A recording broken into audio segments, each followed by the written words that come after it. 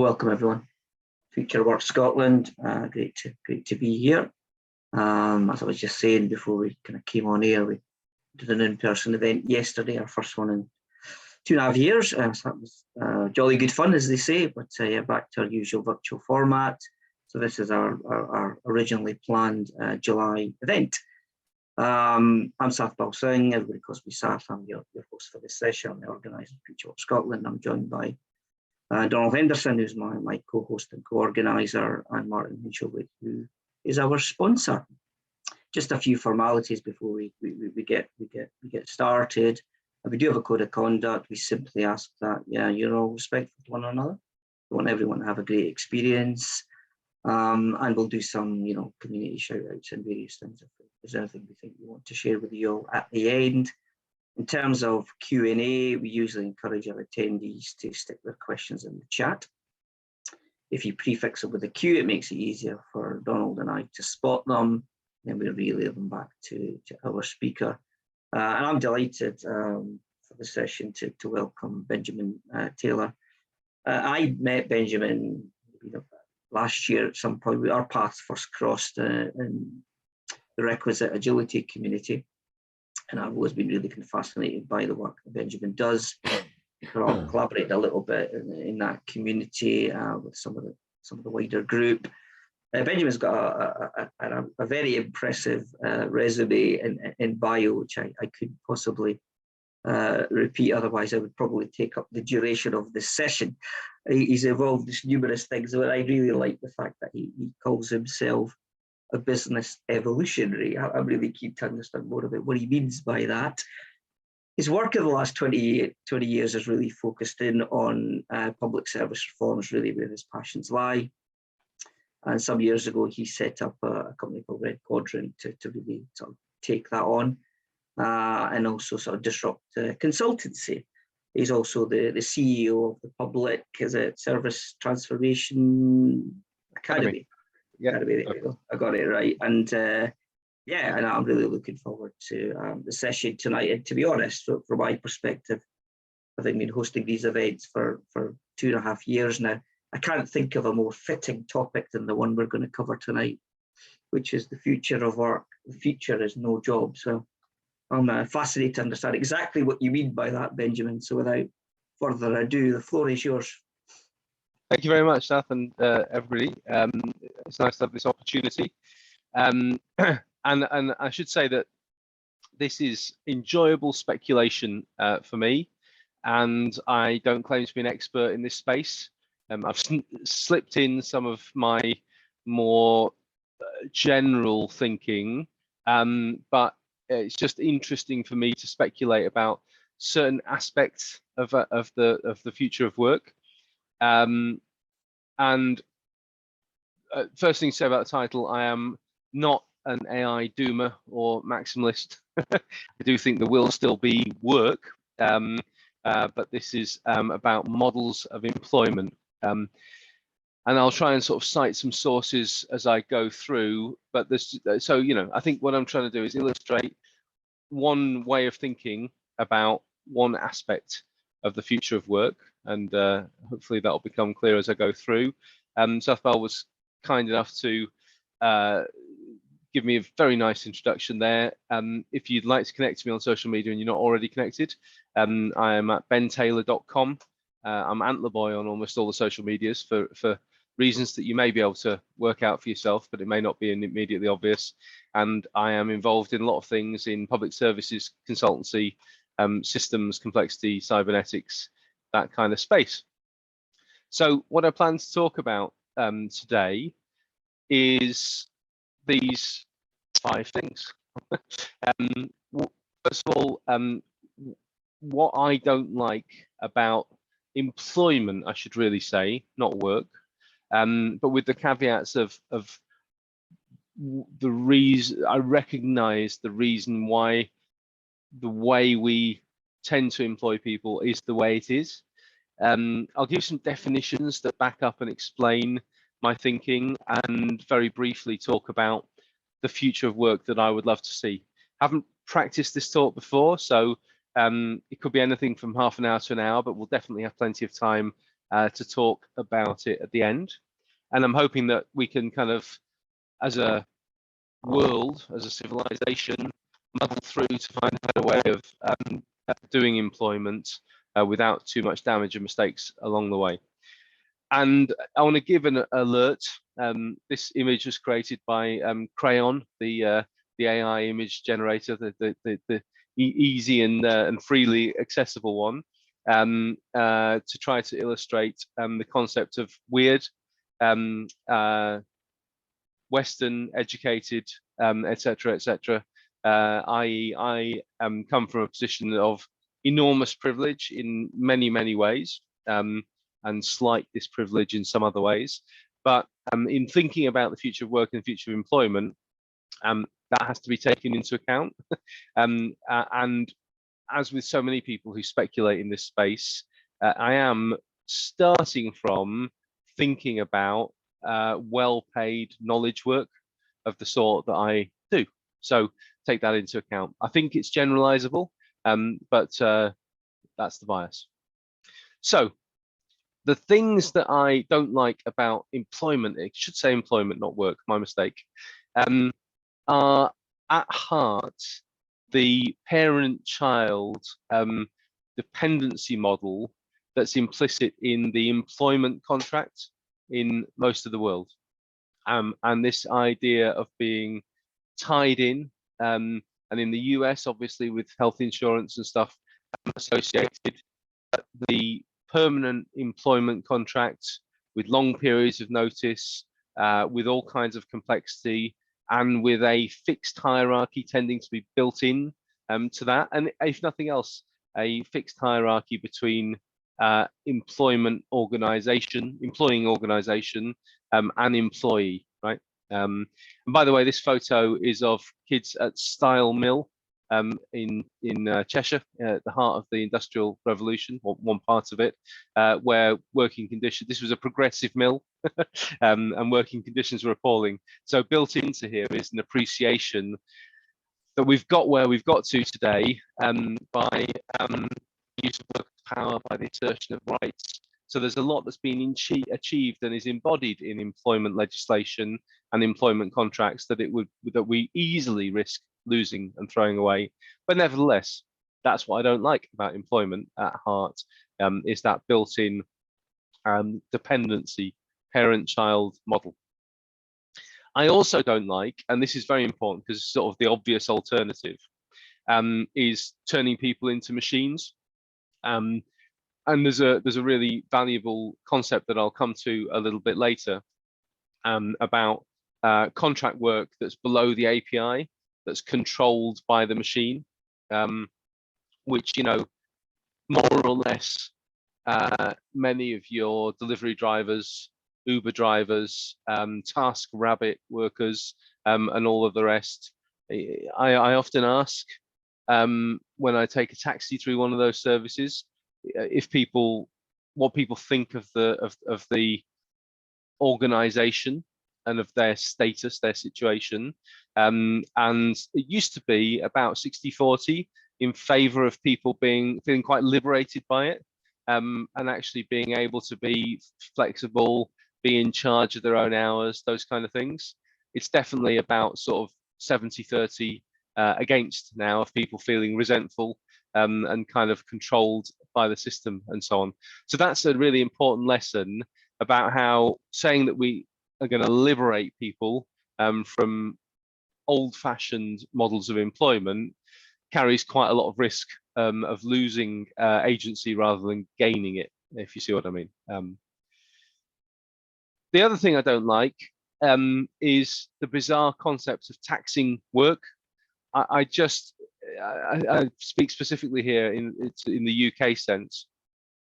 It is utterly bizarre that for employment income, and only for employment income, both the employer and the employee have to pay national insurance tax, and that we then pay as you earn income tax on our income through employment.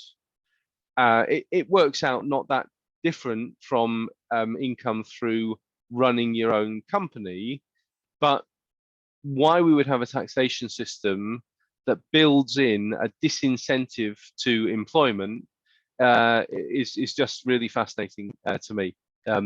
So what I strongly prefer, and obviously this is just a big statement to make, and it would be radical and revolutionary in many ways, is to have a progressive taxation on income rather than employment. It would be more distributive, it would be fairer, it would treat all income equally, whether that was through dividends, pensions, employment, or other means. And it would level the playing field between employees and others. Effectively, you've got a situation where those who have to earn a living through employment pay obligate tax, and those who earn income through other means have more flexibility in making their tax arrangements. And that strikes me as just absolutely crazy. In the UK, the part of the response to this anomalous situation, because actually at the end of the day, identifying who's an employee and who's an at-will worker working for themselves, taking an entrepreneurial risk, running a business, is, I think, fundamentally irreconcilable. There's no fixed way of defining the two. And we've introduced this thing called IR35, which is a way of trying to tax people working as contractors, freelancers, independents in the same way as employees, when it's considered that they're effectively employees. But there's an absolute have your cake and eat it approach from our tax authorities. So that's just a mess. But the mess, and it's a destructive mess, and it's hugely problematic for the economy. And let me be, very transparent about this. For me personally, it takes the flexibility out of the kind of market that I work in to a relevant degree, and it's a total pain. So I have an interest in saying this is a mess, but it objectively clearly is, in my opinion. But it shows the absurdity of attempting to draw a distinction between employment income, employment status, and non-employment income, non-employment status. And what it leads to, by the way, is further exploitation through zero rights employment. So if you approach an organization as a contractor, but you're deemed to be inside IR35, you basically have none of the rights of an employee, but you have to pay tax as an employee. So just a disincentive to industry, but showing up the fundamental problem that I'm concerned with here. I also dislike employee engagement. And for me, again, this is illustrative, really. This is absolutely illustrating the core concept here, which is that as soon as you become an employee, you fit into a different category and are treated and interacted with fundamentally in a different way than if you were an individual making agreements to do work. And maybe we'll need to, I'm happy to enunciate that further. And by the way, I'm happy to pop questions in the chat as you go if you want to jump in and clarify anything. These two things that exemplify this, we have human resources and whistleblowing schemes and so on, but those exist to protect the company and a non-human entity rather than the employee.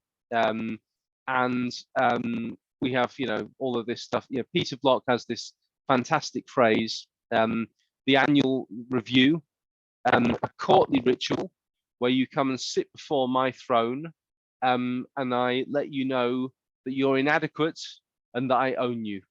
I.e., I identify your development needs, your inadequacies, and we have a completely one-sided negotiation about your future prospects, because it's not an equal to equal conversation. It's an organization to employee conversation. If you're hearing annoying noise, it could be my headset, because apparently it's been causing problems today. Is everybody hearing that? Only a few. Yeah, is that thumbs up? Okay, well, fine. I'll carry on. A little bit. It's not too bad, but it's definitely there. How interesting. Okay, I'm really sorry about this. It hasn't, unless people have just started telling me today, this is a new problem. So my apologies for that. Let me know if it becomes a problem, Saf. Okay. Great. So I might have sounded quite angry so far. This is me posing for stock photography, but honestly, I'm not really. What I'm just trying to do is shine a light, and I just think we don't talk enough about the way this employment relationship is assumed and is intrinsically unequal. What we do need, I hope I've stressed this already, is rights and protections for employees and for working people, full stop. And I also recognise that I have freedom to leave a job in a big consultancy and set up on my own and work as a freelancer and trade and so on and so on. And I employ a couple of people. Used to be up to 11, 12 people, but actually we do work, and I'm happy to talk about that later, through a complete network associate model where we don't employ any of our consultants. And we deliver in the normal way a normal consultancy project that people would normally expect, if you see what I mean. But not everybody wants that, and not everybody can deal with that. And not everybody wants to be, working day to day or project to project with uncertainty. Our employment system does allow that vulnerability within employment through 0 hours contracts and shift work and requirements to work and split shifts and all that kind of stuff. So that's a problem in itself. And it's not really about employment, but the point is people do need security as well as rights and protections. And I recognize, by the way, I am not a sort of one of these people who believes that we can cross a magic Rubicon and have teal agile organizations. I think it's something to aspire to, but I posted recently about the concept of total football, which is something like that, this idea of a completely adaptive soccer team, football team, that where everybody can play in every position and the whole team is manifesting a collective intelligence and intent. That's great, and it happens sometimes in organizations, and it happens sometimes without hierarchy, where there's mutual negotiation.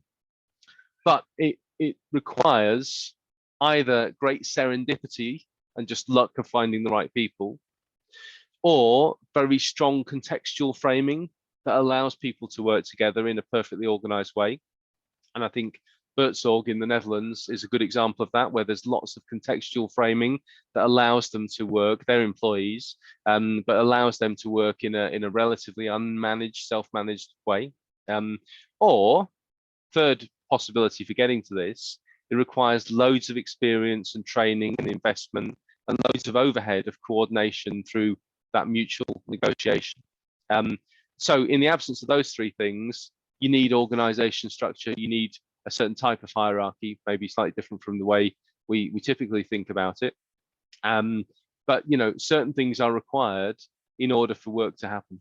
And the other thing I recognize is that there's in these slightly speculative future of work conversations, I meet a number of people who do fantastic work with real cutting edge self-organizing organizations and all the rest of it.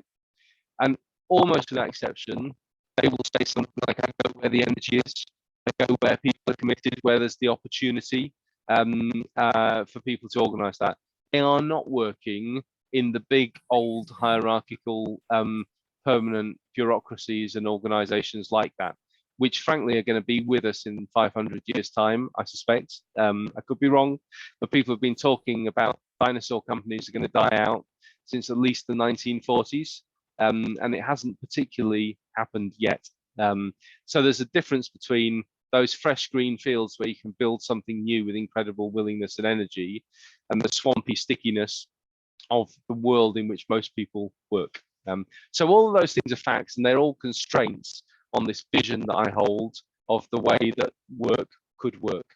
So now I'm going to go into some definitions of what I mean by above and below the API, what I mean by work, the dark matter of organizational life, and then free tribes and a progression from dependence, which I think is relevant to my concept of the future of work.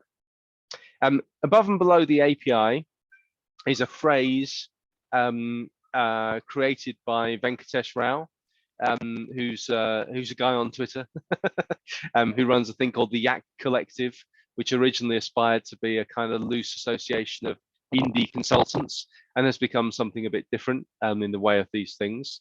But Venkatesh is very good at naming and identify. He's very good at social learning, at naming things that are happening in the world, giving them a name and a life. And his point is very simple, that in gig work, you're either below the API, you are the thing which is controlled by the algorithm, the Uber, the DoorDash, all of those kind of systems, in which case your life is not going to be much fun. You are a component of the mechanism. Or you're above the API, and API is from Silicon Valley. API is a technical interface into an IT system. So the point is either the mechanism is controlling you, or you are able to use and take advantage of the mechanism. So an indie freelancer who can use LinkedIn, who can use networks, who can use a marketplace for their technological skills or their consultancy skills or their strategy skills, would be somebody who's above the API, who's able to be in control of their own life and use the mechanisms of organization of the market to support them. Below the API, somebody where the mechanisms of the market use you and you are a part of the delivery structure, and it's a lot more miserable. Hopefully that makes sense, David. Definition of work. So this is a definition that's developed from a guy called Elliot Jacks, who's an organizational thinker from the mid 20th century. And I think this is really, really valuable. What we are trying to get to here is the exercise of effort to a purpose, using judgment and discretion within boundaries over time. Those are the elements of the definition of work. There's a slight variation on what he said. If you want to follow the link and look at the comments below, and the slides are on the meetup page, there's a link to them, and I'll send them out to staff afterwards to make available if helpful. If you want to look at the comments there, the citations for the original quote are in those comments. So I find this a deeply cybernetic concept. Cybernetics is the science of understanding purposeful activity, we might say. And it breaks down into the idea of purpose, which is very fundamental, the intent to achieve something. But purpose, of course, depends on the context. It depends on the way you frame and understand the situation, depends on your level of thinking, and so on. So in order to be doing work, having a purpose, all of that needs to be communicated. And there's also no work without judgment and discretion. Otherwise, you are perhaps a robot in the original Czechoslovakian sense of the word, which was something like a mechanism. You need boundaries as well. Now, working, as it were, without boundaries is great fun. It's creativity, it's play, it's kind of setting something up. But in order to be doing work, my argument is that you have to know what your boundaries are. If you have absolute freedom to act, it's just not work. And in a context where you're trying to achieve a purpose over time, it's actually stifling, it's confusing, it's constricting, ironically, not to have boundaries. Boundaries are an enabling constraint, to coin a phrase, right? So judgment, your own professional understanding, and a grasp of purpose are part of the way towards providing boundaries, because they have inherent boundaries of what you can do, what's possible, what's going to be constructive, what's going to move you towards the purpose. But actually, a lot of the time in organizational life, we don't have clarity of boundaries. Boundaries provide the space for discretion, right? And allow you to have confidence in how much freedom you have to act. So boundaries make the work make sense. And by the way, that the original word robot is from an old church Slavonic word. It says here, robota, which means servitude, forced labor, or drudgery. So it's interesting that below the API you are a robot or robota in that sense. So if you see work in this way, then I believe that really illuminates a lot about effectiveness, teamwork, delegation, psychological safety, and so on. And I'm really sorry to interrupt the presentation, but my dog is barking at the door. I'll be back in like about 30 seconds. My apologies. 1 second. All right. All right. I think there's been some questions in. I can hear you, Sathpal, while I've got my Bluetooth on. So do you want to just play back any relevant questions at this stage? I don't think I saw any questions come in actually so far. Maybe comments. I could be wrong. I'm just sifting through the comments to see if there is one. Oh, there is one. Okay, that's quite a long question from John. Possible question, if of interest to the speaker.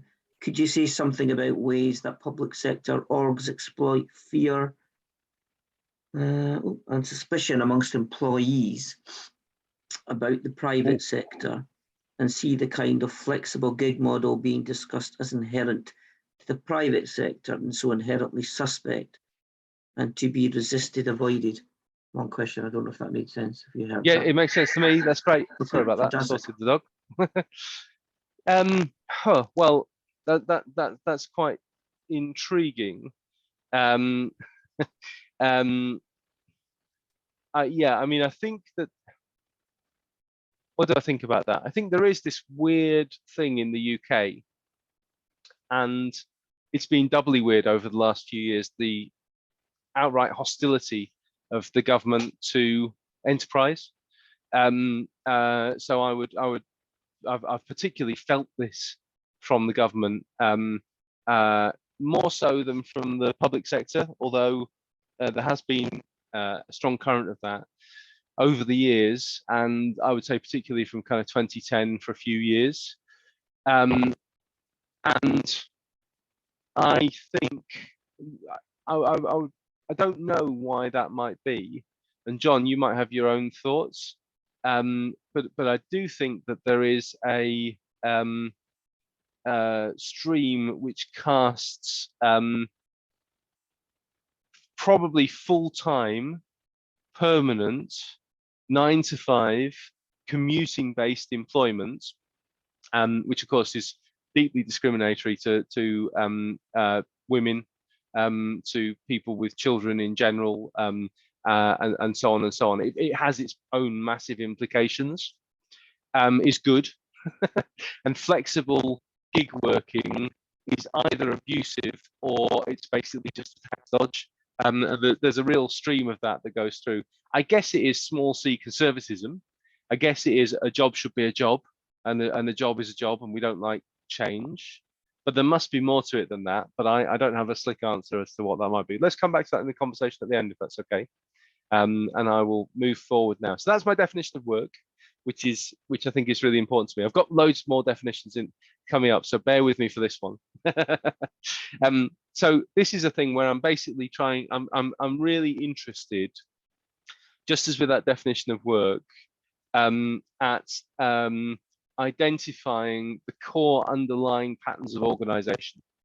What is it that shapes ineluctably, can't be avoided, that shapes the way that human beings are in organization, right? So I've got a list here of, it's probably about 14, and I'll try and be super brief. The first one, the purpose of the system is what it does. Posy-Weird, a phrase of Stafford Beers, another management thinker from the mid-20th or late 20th century.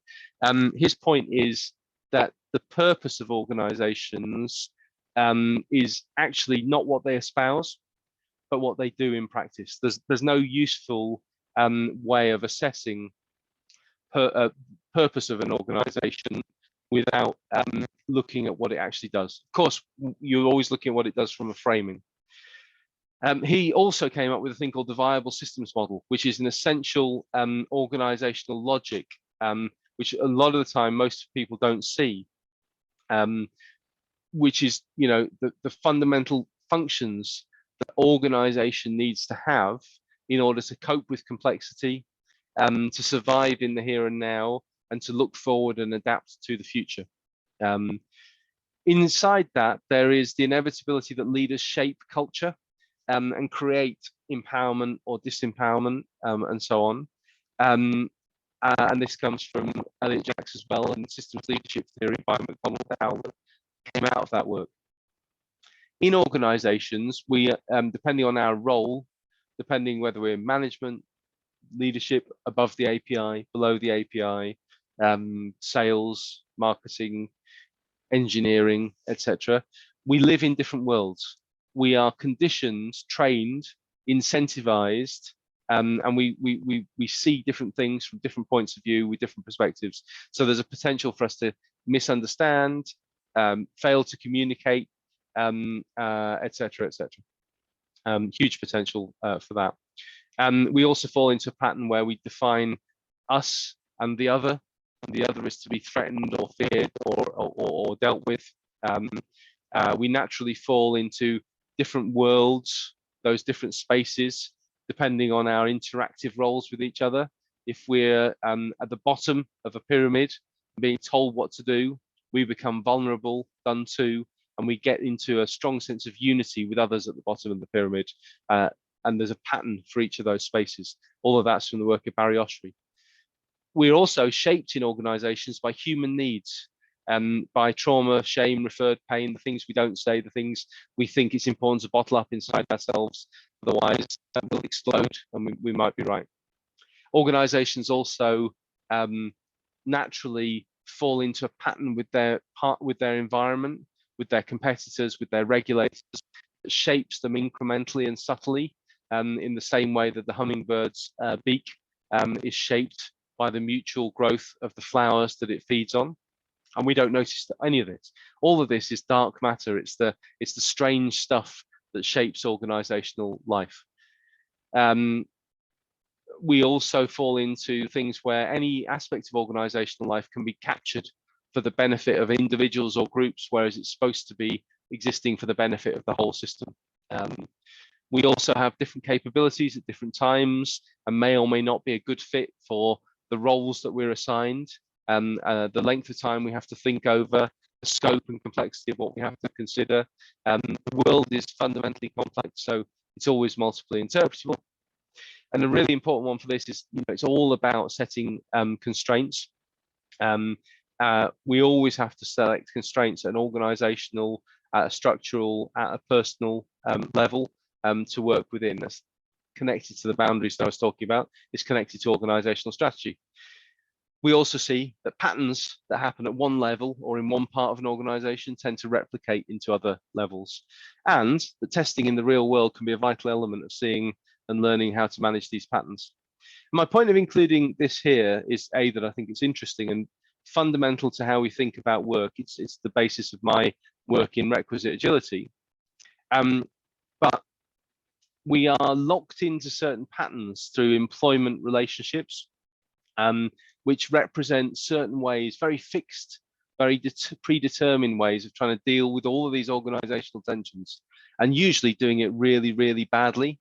So this is very much along the lines of agile thinking, and how do we deal with these dynamics in a different way?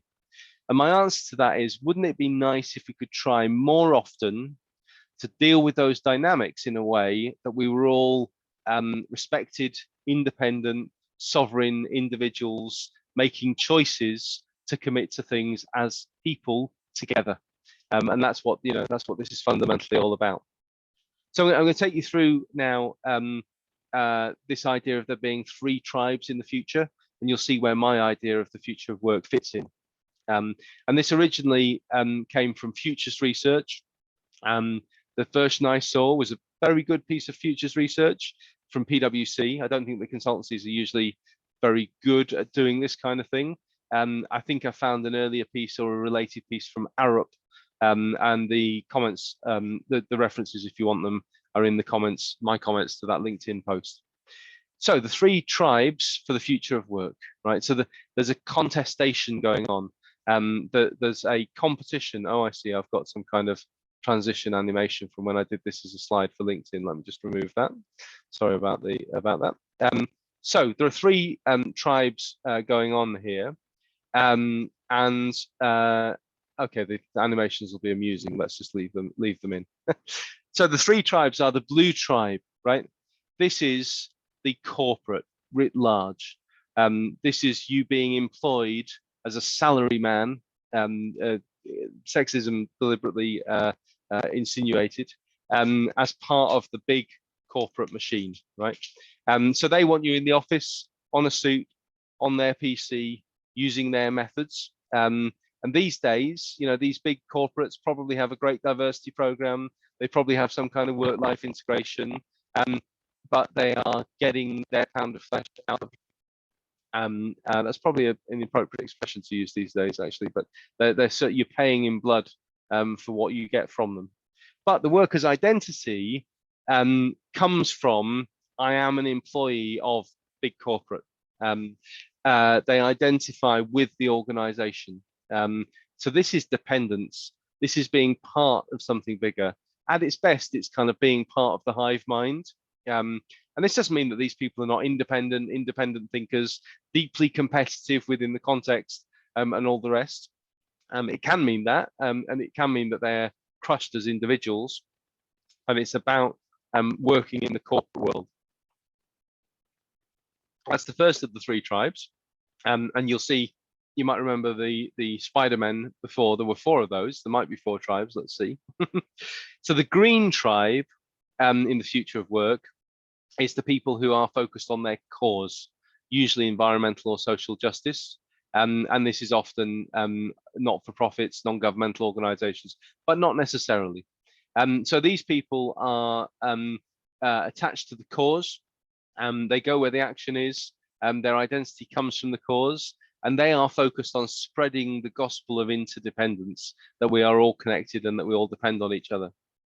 At their best, they will change the world, and at the worst, they are self-righteous and relatively self-interested because they know that they're better than everybody else. The orange tribe is the ones that I have the greatest sympathy with, and that some of this idea about the future of work is built around. So this is the nomadic worker, the independent, the person in their own right, working in the coffee shops, probably highly online, on Twitter, etc. At worst, they're independent and arrogant, and they get a bit weird because they've got nobody to rein them in. I saw a photo on Twitter today of coder looking for their first job, clean shaven, very smart looking, wearing a shirt, and then coder 25 years into the job, where they're the only one who understands the system, looking like a kind of mountain man with a huge beard and looking unkempt and free.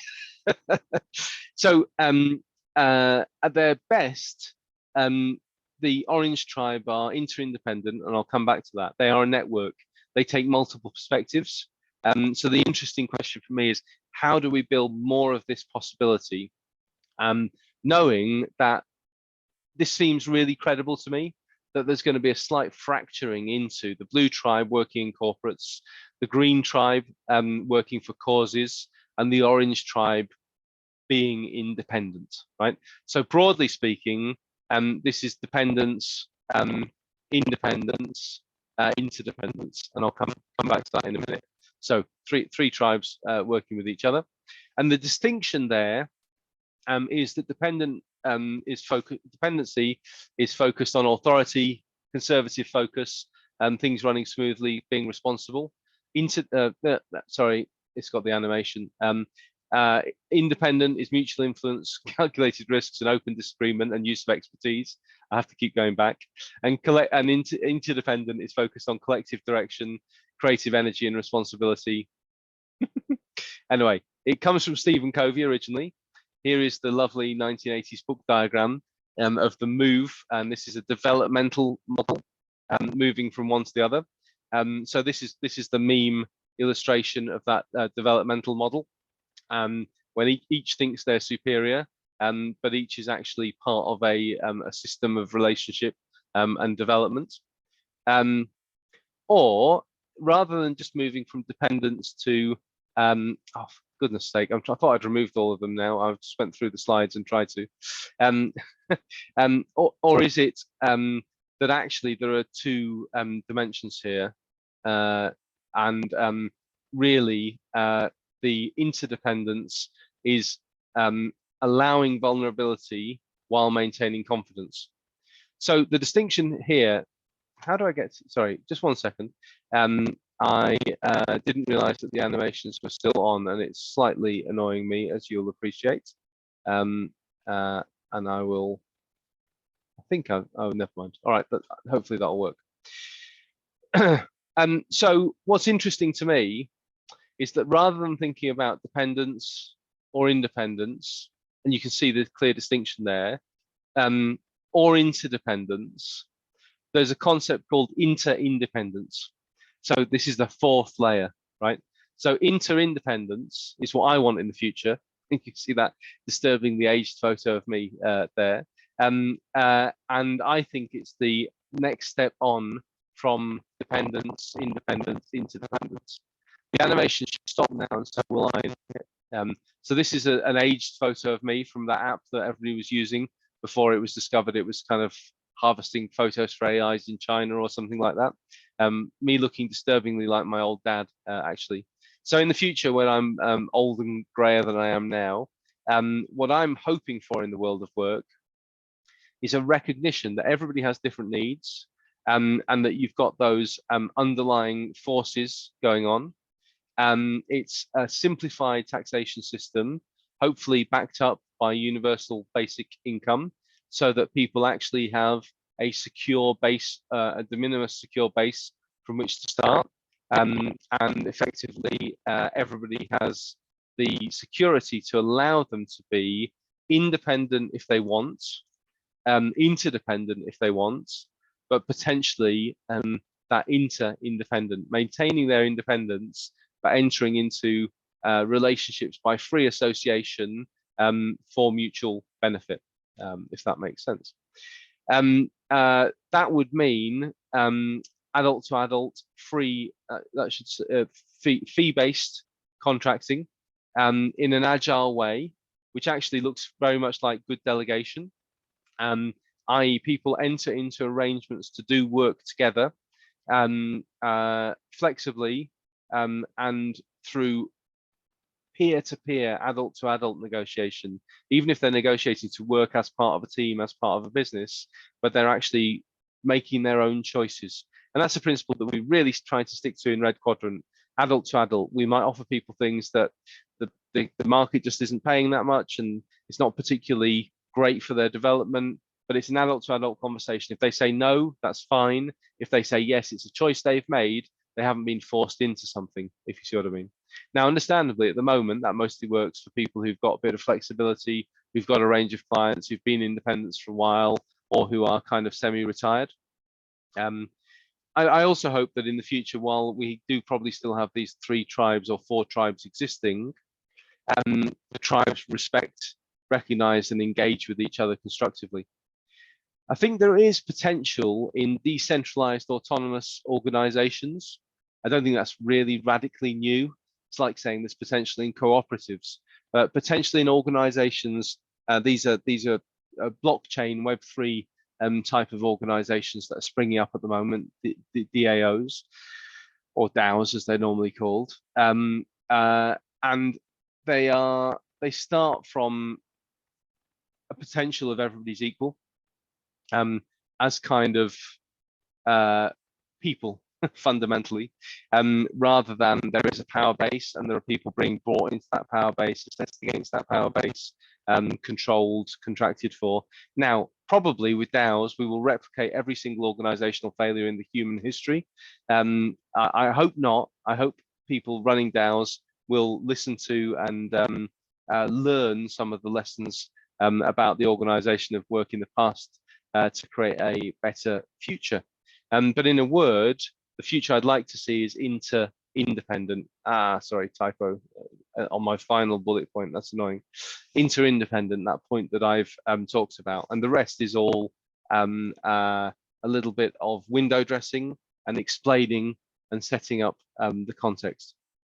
So some of that was a bit complex, and my apologies for that, but at heart, I hope that we do away with the employment contract, and that we have people contracting on a free and equal basis to do work together, and that is the future of work.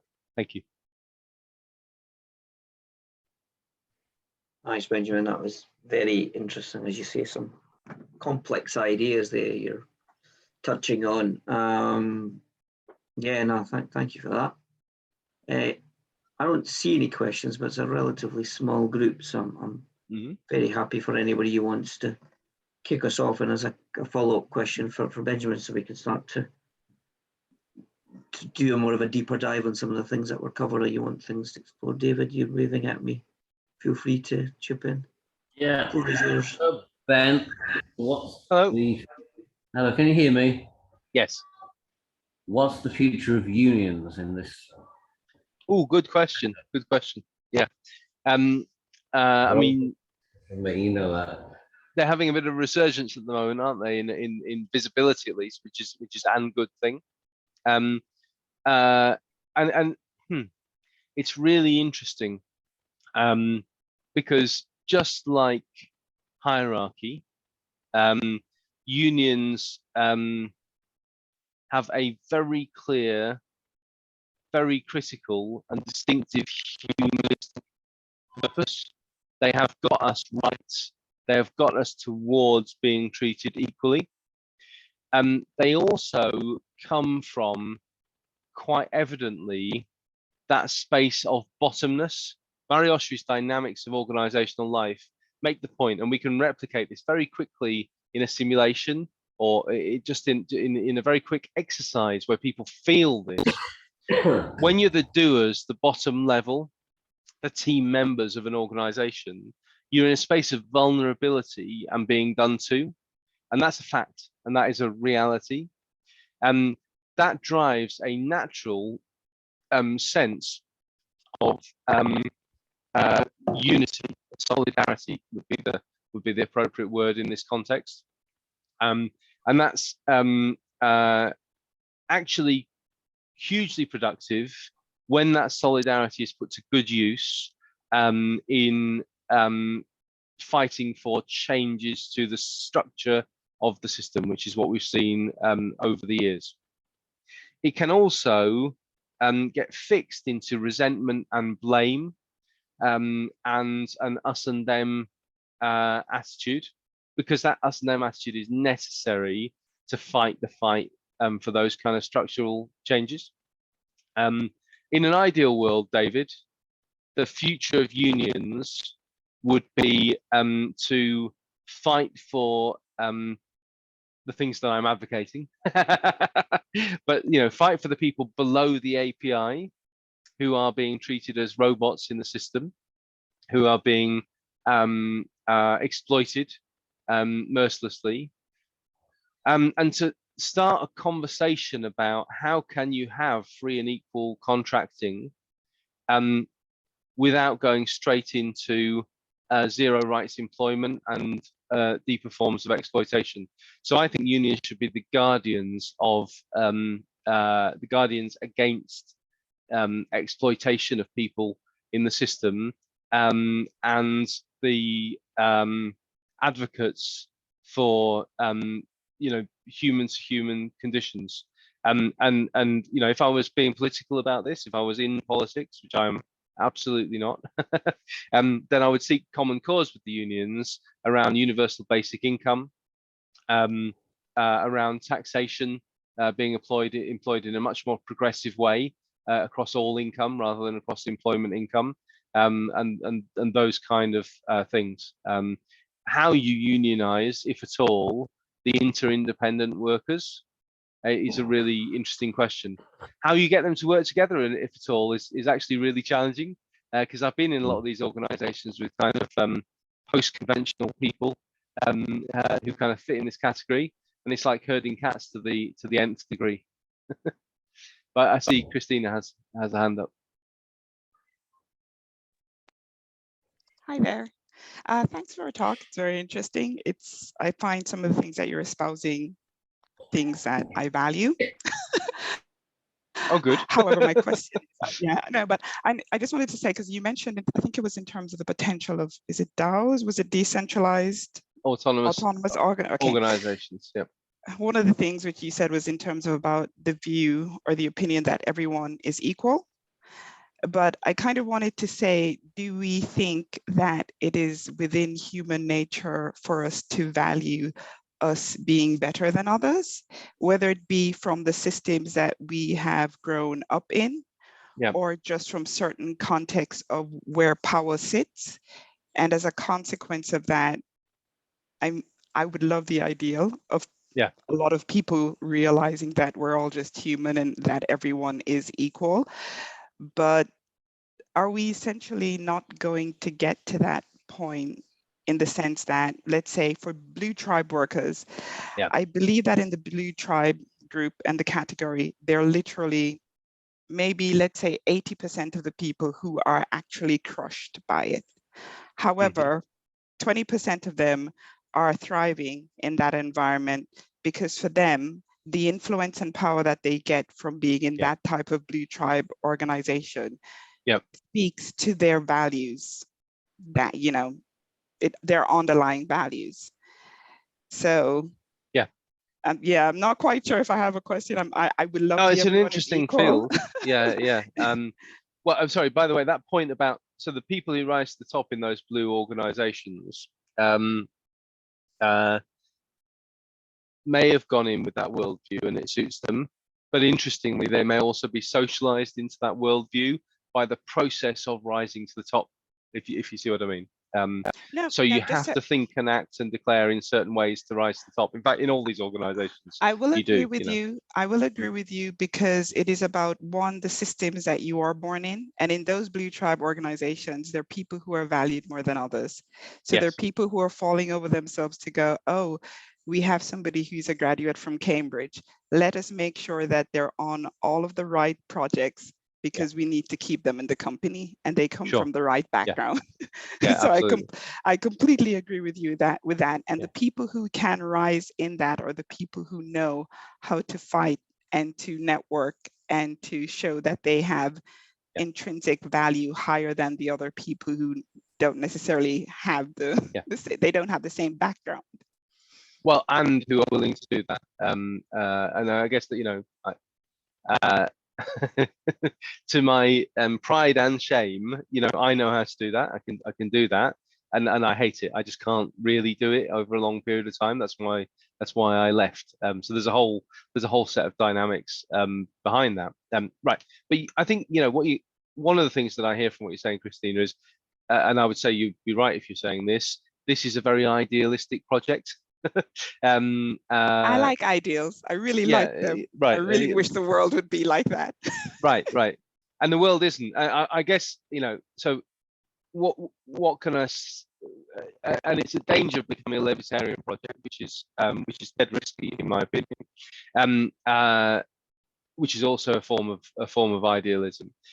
So I guess I would say there's a hope that by being more egalitarian and more, what's that word for organizations in which the best people rise to the top? You know, people go around saying, oh, we're quite a such and such organization. Like a meritocracy. Meritocracy, thank you. Yeah, the idea, the hope is that in a more meritocratic world, people will, there will be more valuing of what's valuable actually in impact, and therefore, you know, therefore that brings in valuing of compliance and valuing of distinction. So both of those things are possible, if you see what I mean. Yeah, sorry, but and the origin of the word meritocracy is actually a dystopian vision of how horrible things would be in an absolute meritocracy. But yeah, carry on. Sorry. No, I'm just saying, like, I would love to say that meritocracy actually exists, and I think it does exist in some respect, But Yeah. I think if we acknowledge that nepotism and cronyism is the strongest thing in terms of people rising to power and certain. So I completely get what you're saying, because in terms of working in consulting, I did not believe that people can network authentically. Yeah. But you can learn how to do it, and you can do it for a long time, and you can rise to the top, like you said, but you have to keep on going to do that. And there are people who are able to just keep going, keep going, keep going. And I would like to say that if an actual meritocracy existed, there are lots of people who are worker bees and people who value them, but they're happy for them to stay in that corner being valued. But they won't ever go, let me promote that person. They will promote the person who is the loudest, who knows how to network, and nepotism and cronyism comes into play in that. Definitely. Yeah. Going to bring Jane in, because Jane's been patiently waiting with her hand up. Yeah. Hi, and where do we start? Hello, Benjamin. Nice to see you again. And thanks for inviting me to get in on this presentation, because you know I have a few divergent ideas on this. Where to start, really, with all of those propositions you've placed? But there are a few questions. I would say, what is the point of a meritocracy if only some contributions are valued? You know, if the playing field is limited by, say, and I'm very interested in Kate Rayworth's work on donut economics at the moment. You know, we have a very false extractive wealth model, which of GDP, which values some things above others, some contributions above others. If you buy a car, it contributes more to the GDP of the, you know, of the nation than buying a bicycle. But walking makes no contribution at all. But we have, you know, an existential climate crisis. We have global poverty. We have inequalities which have been designed into our world by people who have profited from extractive wealth, from being competitive with other people, with not working collaboratively, with working to industrialized mindsets of management. Yep. You know, I'm going to wear the badge, so I'm going to look after you as a resource. Now, there's a wonderful opportunity to use technology to reset that relationship. You know, how about using technology to allow people to have relationships, embrace collaboration, rather than being used as, or being designed in as another resource, you know, limiting kind of capability. As you said, people are below the API rather than somehow being lifted by it. But that comes from very old style. So we have great new technology, but it's being driven by old style management thinking, which is about how do we do the same stuff faster, quicker, cheaper, instead of how do we fundamentally change things. So my question really is, what is the incentive for the status quo to change? The people who make a living, you know, getting what they need out of the way the system works at the moment. As a sideline to this, I'd like to introduce everybody to the work of the Women's Budget Group and the work we're doing in Liverpool on the one-day movement, which is showing how predominantly women are making millions of pounds worth of unpaid contributions to the economy through caring.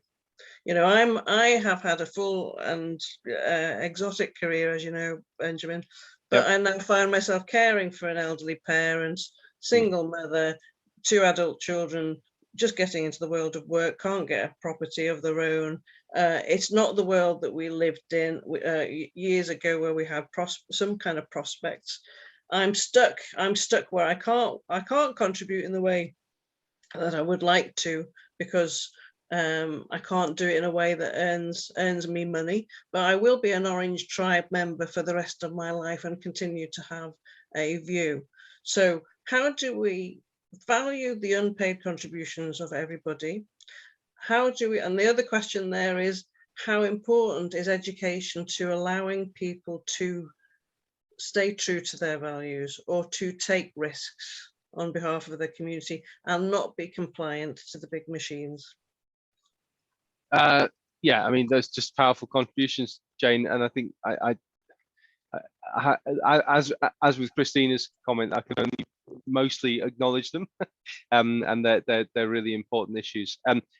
I think all of these things, and there's a great bit in, I keep thinking of this, referred to it earlier in the week, in Nora Bateson's book, Smaller Arcs of Larger Circles, where she talks about the way that systems thinking was a potential real paradigm shift in the world, but it came into a, broadly speaking, mid-20th century context that was mechanistic, and therefore it got interpreted in a mechanistic way. And I just, when I hear, so there are great DAOs and new organizations that are truly trying to do radical things, and yet they almost always end up fitting into the kind of existing worldview, almost inevitably. And there was one recently which was like, can we price in the contribution of keystone species to ecosystems, and can we value that financially? And that really gives me the creeps. And a little bit, I have the same reaction to, can we cost the price of unpaid care? It's not the same, but the risk in both is, well, what if somebody comes along and provides a cheaper alternative? As soon as you financialize something, as soon as you bring it into that financial system, then you're playing the game. Then you're playing that game. If you see what I mean, So there's a really interesting dynamic there. I mean, I guess I would say you try and create the conditions for people to take risks and have greater independence. So universal basic income, not something that I'm a huge, I know a lot about and campaign for, but actually that is the kind of thing that might liberate a few more people and more progressive taxation, frankly, that might liberate a few more people to be able to be more independent, because actually what you're pointing to is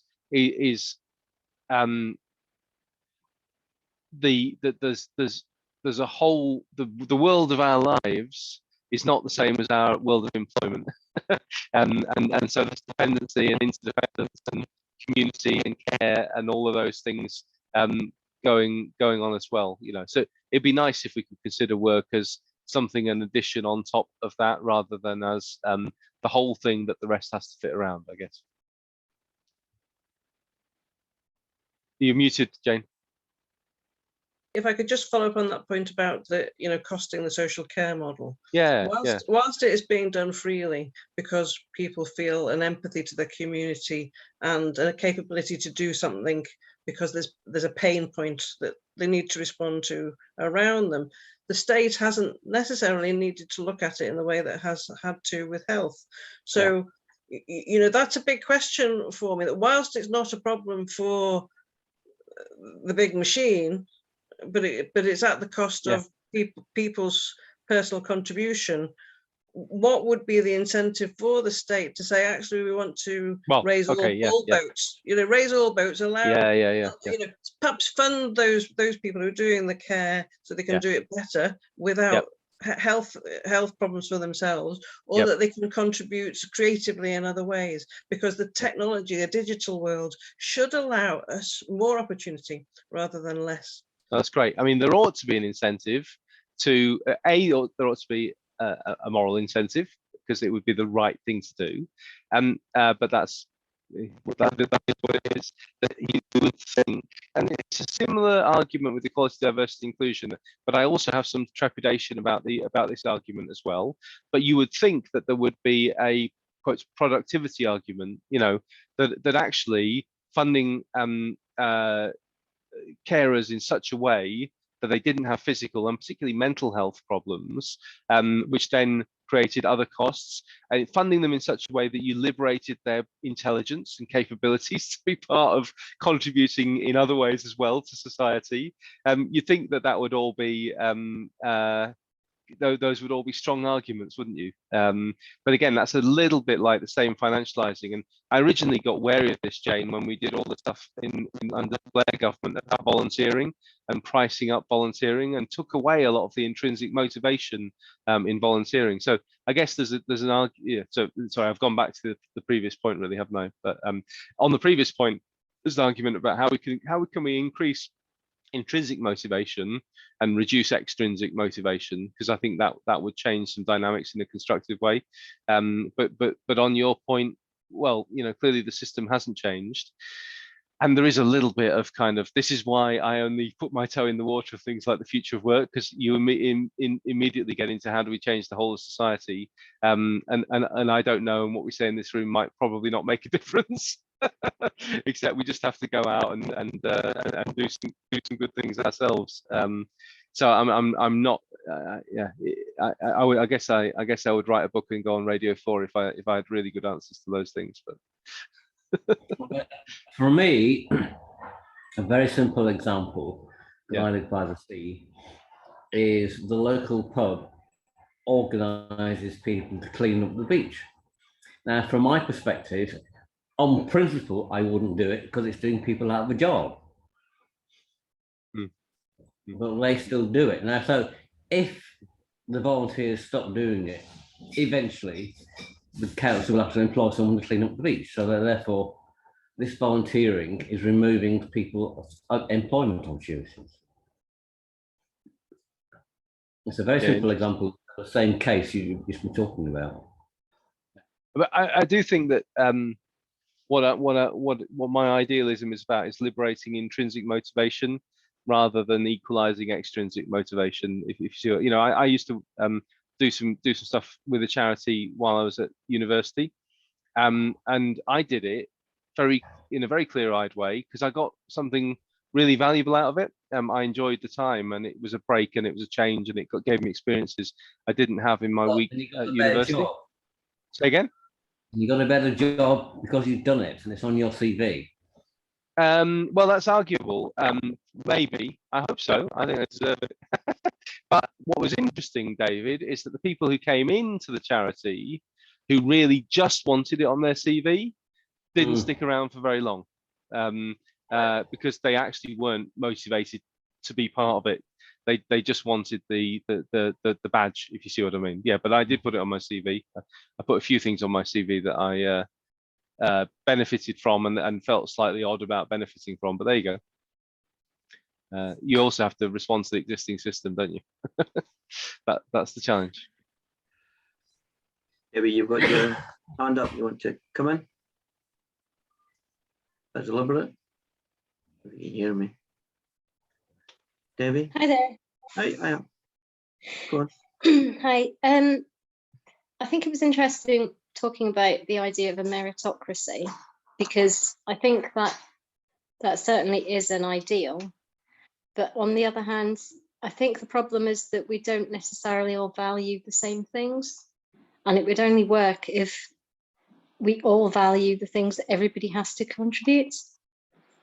So, for example, IT is something that, it's a thriving area. Yeah. People with skills in that area are highly valued. Whereas cleaning toilets and caring for people is not something that's highly valued. So people in those jobs aren't going to benefit from the kind of meritocracy that most people would have in mind, I think. Yep. We would still have a very unfair society if that is the version of a meritocracy that people looked for. I don't know, would you agree? I would, yeah, I think it's fair enough. I say same response as to Jane and Christina. I think those things we just have to take into account. It's intriguing, isn't it, that care and other manual and otherwise low paid and disregarded labour is actually now worth more in the market. Than it used to be, but still less than IT for sure. Yeah. Still very undervalued. I think there was, somebody who noticed that people who have children, they would maybe expect to earn a certain amount themselves, but they wouldn't necessarily expect to pay somebody else anything like that amount to look after their children. No. So although that's their most precious thing, they don't value that skill and contribution that somebody's making as much as they value their own. Yep. Yep. Yes. Yeah, I haven't got even in just the playing around conversational sense, putting the world to rights as we are. I can't put the world fully to rights even conceptually. Yeah. So that's interesting, isn't it? But, very complicated.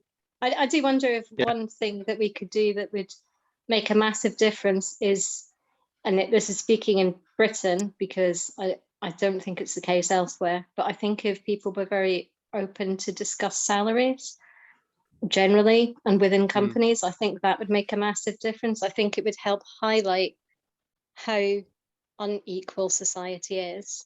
And I think it would help address some of the issues where I believe, despite there being quite a lot of legislation to potentially avoid it, then I think there's still kind of large disparities between who's paid what for doing the same work, basically.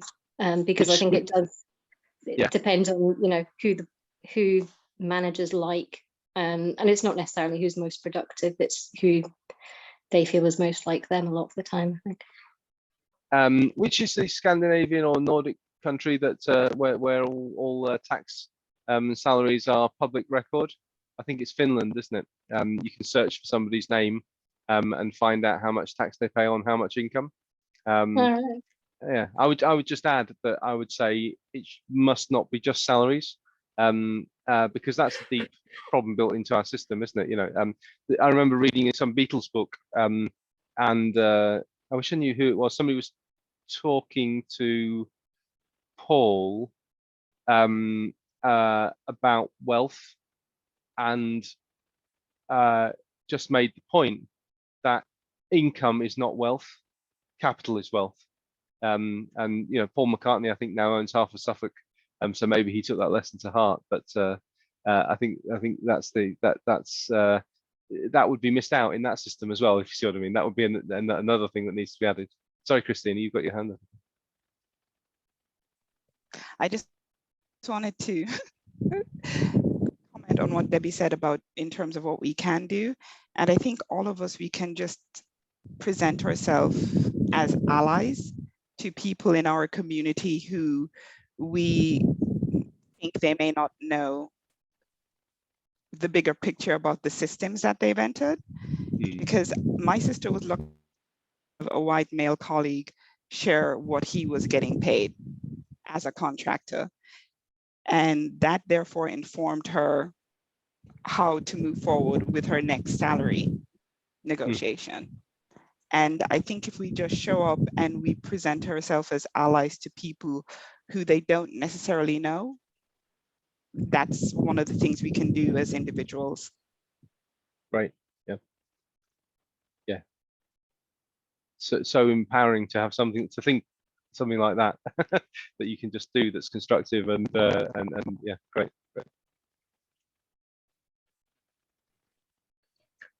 I don't see any other questions. There was a comment in the chat when you were talking about the Scandinavian country. I had in my head it was Norway, and I think Maru came in and thought the same. So I don't know, it might be Norway. Cool. Yeah, so Sheila, you've got your hand up. Do you want to come in with your question? Yeah, you were talking about just now sharing salaries, and in a lot of organizations in the US, at least, that can be grounds for termination. I know a lot of consultants do share information on salary with each other and with other people. But if you're sharing it with an employee, they don't necessarily know what a consultant is having to pay themselves that the employee is getting somehow through the employer. So that can be really tricky because you have to couch it in such a way that people understand what that means in terms of what you actually have as usable income and what you have as benefits. But that's one thing. And another thing is you talked a little bit about the idea of who gets the next opportunity. A lot of times there are a couple of factors. One is they've done studies where they say that people feel more comfortable with the people that they see every day. So with remote work, if you don't see people, but you see some people if you go into the office in a hybrid environment, or if you have a global team, which I've worked with a lot, the people that you see in your local office are the people that you trust more, and everybody else is them. You don't totally trust them. And then the other factor is that people generally want to advance people who are more like them, which still in most organizations means that white males have an advantage over everybody else because the people at the top of the hierarchy in most organizations are white males. Yes. There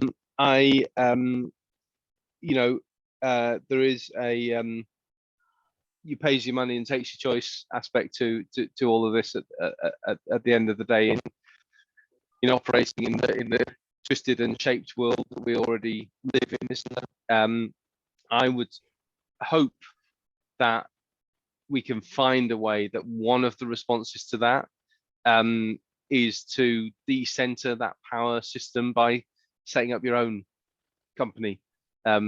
If the people who are at the top are not going to promote you, but again, that requires degrees of enabling systems of security, of independence, and various things that are not in place at the moment. I appreciate that. Well, they've also done studies. I mean, they know that if a woman-owned company goes for funding, they won't get more than about, I don't know whether it's 10 or 20% of what even a young man in his 20s would get.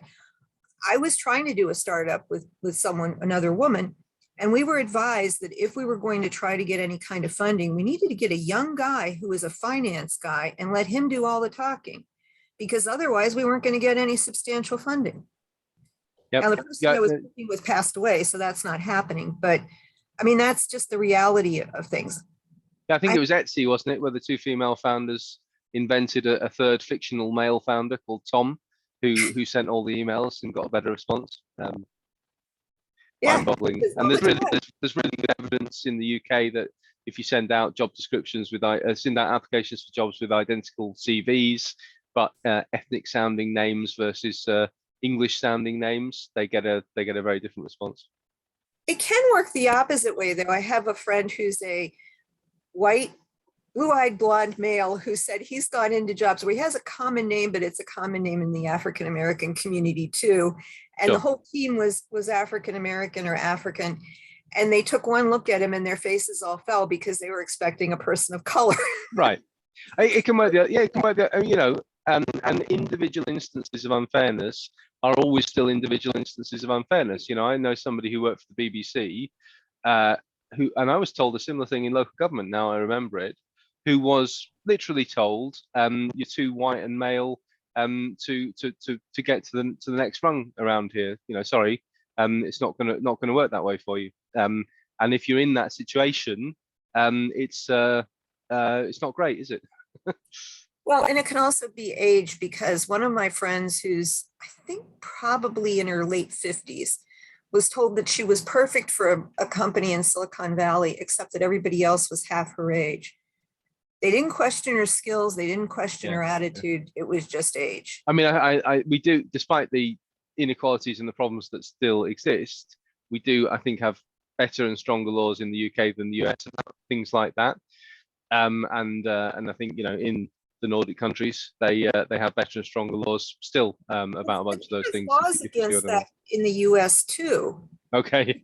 Well, if you go and file a lawsuit or file a complaint with the agencies that administer those laws, you're basically a pariah from that point on. So you better have a lot of job security somewhere, because if you complain about discrimination, you just make yourself so, oh, she's going to be a complainer, therefore we probably don't want her, even though she's perfect in every other way.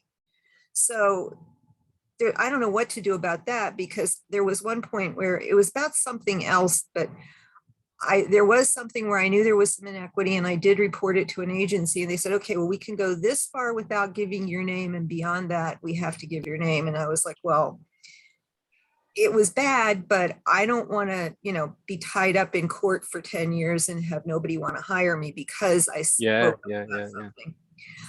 There was another question I had about what was in your presentation, because when you were talking about the hierarchical organizations, you were talking about everything, I think, being organized around processes. And a lot of companies now that I've been working with are reorganizing around product line. Do you think that eliminates any of the problems or just changes the shape of them? Oh, I mean, I think just changes the shape of things. I don't think you can do without hierarchy, actually. But I think the question is it a value-adding, justified, contingent hierarchy? Just like, are politicians actually subject to recall, or are they, or are they in a safe seat for 50 years? So that's the dynamic that I would go for. I think I would recommend, I don't think either a technical specialist-based hierarchy or a kind of products or process line hierarchy as a fixed idea is the right idea. In the viable systems model, we would talk about variety engineering, and you basically need to find operating units that can be coherent, but that can deal with the complexity of what the organization is doing in the world, and that depends on the context, if that makes sense. But the important thing is that the hierarchy is, I would use the word contingent. I mean, one of the points you haven't raised is that it is generally accepted that diverse teams are ultimately more successful than old white males. And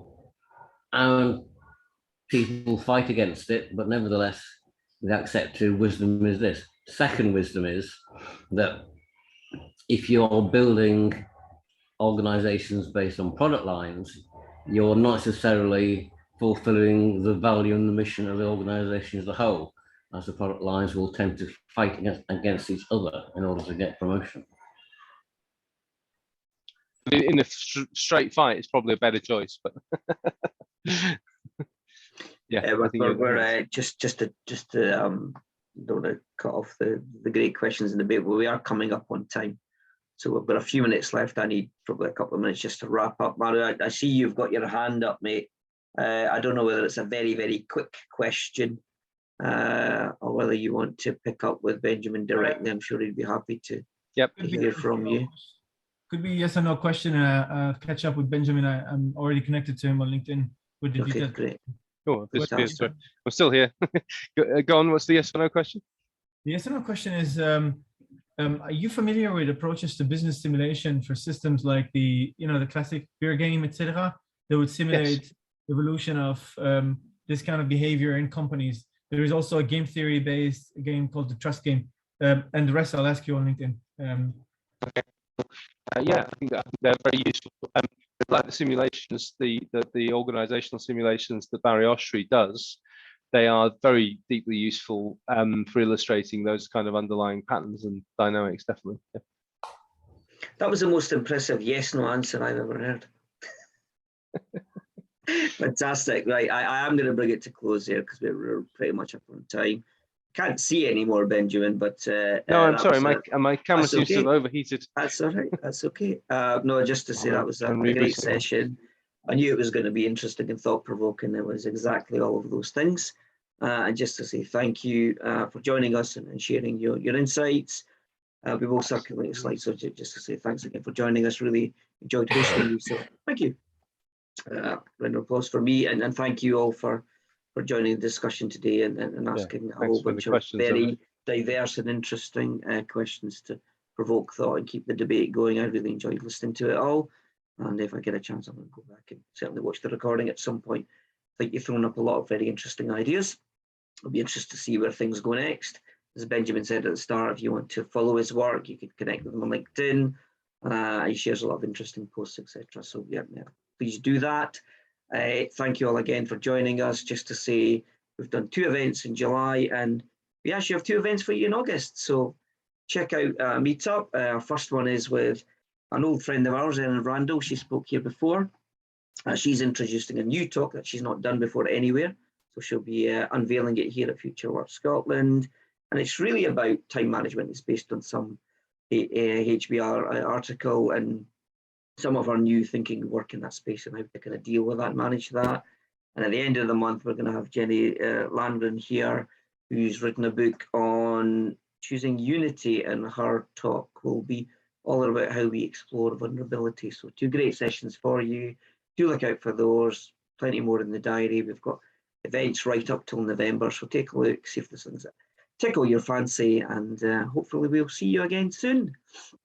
Take care, stay safe, and good morning, good afternoon, good evening, wherever you happen to be. Thank you again, folks. Take care. Bye-bye. Bye-bye.